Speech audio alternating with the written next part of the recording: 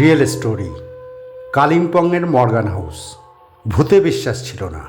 না কি করে হয় এটা আজ মানে এরকম ব্যাপারটা হয় কি করে, কিন্তু সেটা কোনো না কোনোভাবে আপনাকে এখানে আসার পর কোনো না কোনো ওয়েতে এরা বুঝিয়ে দেবে যে হ্যাঁ আমরা এখানে আছি।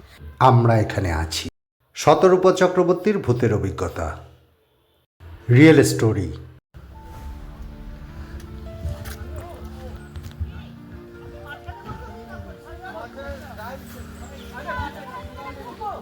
হাই, তাহলে আজকে আমরা চলে এসেছি মর্গান হাউসে। প্রচণ্ড নামকরা একটা আমাদের ট্যুরিস্ট স্পট।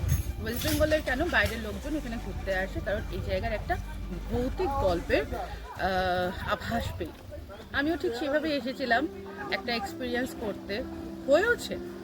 সুতরাং সেই এক্সপিরিয়েন্সটা আজকে আপনাদের সাথে শেয়ার করি। মর্গান হাউসে আমি আসি তখন সালটা 2018 কি 19 হবে।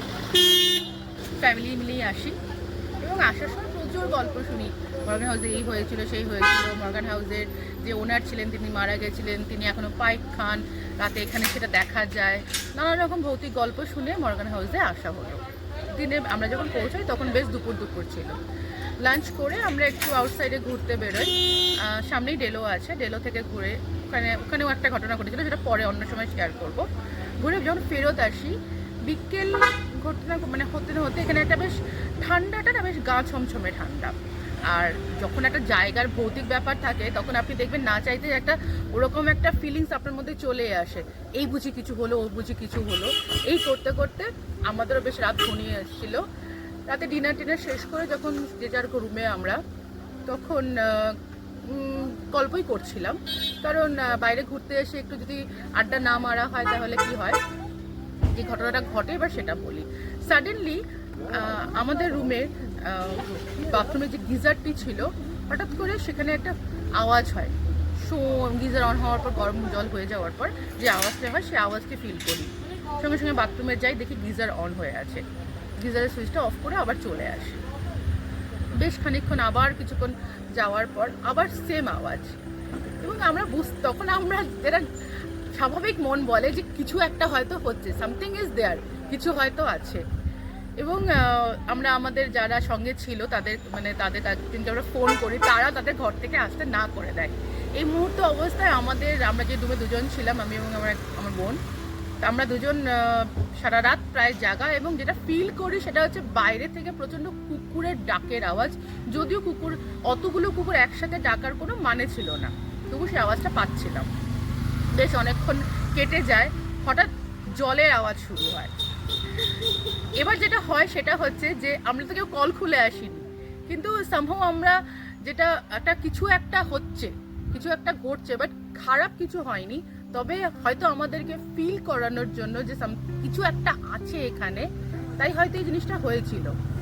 যেমন এইভাবে প্যারাসাইটিক্যাল যাই বলুন না কেন, আপনার ভৌতিক ব্যাপার যে জিনিসটা ঘটে, এই জিনিসটির সাথে আবার সায়েন্টিফিক রিজনও আছে। সারা রাত ধরে আমরা যেটা আলোচনা করে বা আমরা সারা রাত ধরে জেগে আমরা একটা জিনিসই ফিল করছিলাম, এবং যে আমাদেরকে কোনোভাবে জাগিয়ে রাখা হচ্ছিল, এবং আমরা এভাবেই সারাটা রাত কাটিয়ে দেওয়ার পর আমরা একটাই জিনিস জানি, ঘরে যদি তোমরা কেউ থেকে থাকো বা কারা থেকে থাকো, তারা আর যাই হোক কারো কোনো ক্ষতি করো না, তোমরা আছো থাকো, আমাদের কোনো অসুবিধা নেই। ভয়ের চোটেই হোক বা তারা আমাদেরকে জাগিয়ে রেখেছিল কি না এটাও বলতে পারবো না, তবে আমরা সারাটা রাত জেগেছিলাম। ভোর দিকে আমরা ঘুমিয়ে পড়ি, এবং বাকিদের ডাকের আওয়াজে পরের দিন সকাল প্রায় 10টা, সাড়ে 10টা, 11টা থেকে আমাদের ঘুম ভাঙে, এবং রাতের সম্পূর্ণ ঘটনা আমরা যখন তাদেরকে বলি, প্রত্যেকে হাসতে হাসতে গড়াগড়ি খাওয়ার মতো অবস্থা। কিন্তু একটা ওই যেটা বললাম সায়েন্টিফিক ওয়েতে যখন চিন্তা করি তখন আমরা যেটা পাই সেটা হচ্ছে যে মেবি হয়তো ঘরের কোনো সুইচের সাথে বাথরুমের কোনো কানেকশন ইন্টারকানেক্ট ছিল, যে আমরা হয়তো ঘরের সুইচ অন করছিলাম, তার জন্য হয়তো বাথরুমে গিজার অন হয়ে যাচ্ছিল। এটা আমরা নিজেরা চিন্তা করি, কিন্তু যদি এটা না হয়ে থাকে তাহলে তো সত্যি আমার সাথে একটা ভৌতিক ঘটনা ঘটেছিল। না, তুমি যে বলছিলে যে আমি ভূত বিশ্বাস করে মানে করছিলাম না, যে এখানে যখন আসছিলাম যেই জন্য আসা এখানটা, যে হ্যাঁ কিছু একটা আছে, ভূতের কিছু একটা আছে, সেটা ফিল করব, সেটা শুনে এসেছিলে। হ্যাঁ সেটা শুনে এসেছিলাম, কিন্তু তুমি বিশ্বাস করছিলে না। না কি করে হয় এটা আজ মানে এরকম ব্যাপারটা হয় কি করে, কিন্তু সেটা কোনো না কোনো ভাবে আপনাকে এখানে আসার পর কোনো না কোনো ওয়েতে এরা বুঝিয়ে দেবে যে হ্যাঁ আমরা এখানে আছি, কিন্তু এরা কারো ক্ষতি করে না। না মানে তুমি মর্গান- বিশ্বাস করছিলে না বলে তোমাকে ফিল করিয়ে হ্যাঁ দিয়েছে। হ্যাঁ, আমি এখানে শুধু একা এই জায়গাতেই ফিল করিনি, আমি এখানে আমি ইয়েতেও ফিল করেছিলাম। আপনাকে বলছিলাম না ওই আমাদের যেটা যার নামটা ভুলে গেলাম, যাই হোক এখানের সাথে রিলেটেড একটা ঘটনা, ছোটো ঘটনা বলে দিই।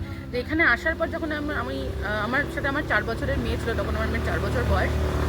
ও এতটাই এক্সাইটেড ছিল যে এখানে প্রচুর দৌড়ঝাঁপ করছিল, করতে করতে আমরা এখান থেকে ডেলও ঘুরতে যাই, এবং ডেলও ঘুরতে যাওয়ার পর ওই রাস্তা, ডেলোর যে রাস্তাটা মানে বাগান ইয়েটা মার্কের রাস্তাটা, ওই রাস্তাটা তো হঠাৎ করে পড়ে যায়, এবং যা হয় বাচ্চারা দৌড়ঝাঁপ করতে করতে পড়ে যায়। তো সেই মুহূর্তে ওকে ওখান থেকে তুলে যখন আমরা ফিরছিলাম, তখন ওর সাথে আরও একটা ইনসিডেন্ট ঘটে।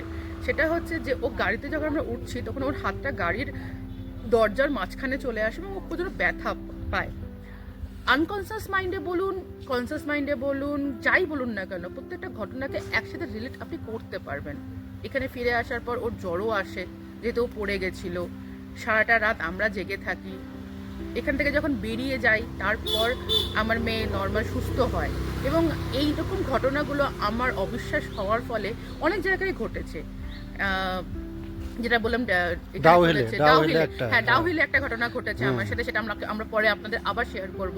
এছাড়া আমার সাথে হায়দ্রাবাদেও ঘটেছে। সেটা মানে এই জিনিসগুলো আমি যেহেতু ভৌতিক জিনিস বিশ্বাস করি না বা টুকটাক, তাই জন্য তোমাকে বারবার ফিল করাবার হ্যাঁ, চেষ্টা আমাকে করে ফিল করানো যে আমরা হয়। আছি। হ্যাঁ আমাকে ফিল করানো হয়, এবং আমি প্রত্যেকবার ফিল করেছি, বিশ্বাস করতে বাধ্য হয়েছি যে হ্যাঁ না, এরাও যেটা তোমার আছে। বাড়ি অবধি পৌঁছে গেছিল বললে হ্যাঁ, যে সেটা- দরজা, সেটা ওটা তো- ডাউহিল থেকে। ডাউহিল থেকে মানে ওটা একটা আরো ইন্টারেস্টিং ঘটনা। সেটা আমরা যেদিন ডাউহিলে যাবো, সেদিন ডাউহিলে গিয়ে ডাউহিলের পরিবেশে দাঁড়িয়ে আপনাদের সাথে শেয়ার করবো। সেটা Mid-Century Audio Station. Mid-Century Audio Station. Mid-Century Audio Station.